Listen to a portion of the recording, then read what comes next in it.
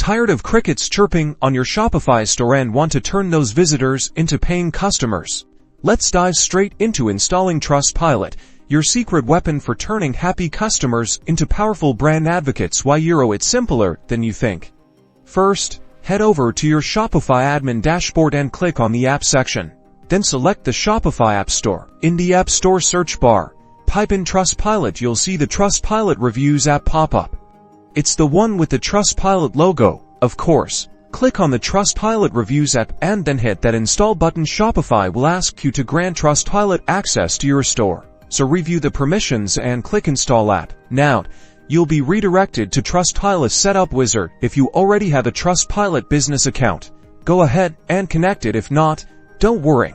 You can quickly create a new one right here. It's free to get started. Once connected, configure your automated review invitations. This is where the magic happens. You can choose when Trustpilot sends review requests to your customers after they've made a purchase. We recommend setting it to a few days after delivery to give them time to experience your awesome product or service. Next, explore the Trustpilot widgets to display your reviews on your Shopify store. Choose the widgets that best fit your store's design and showcase your stellar reputation. And that's it.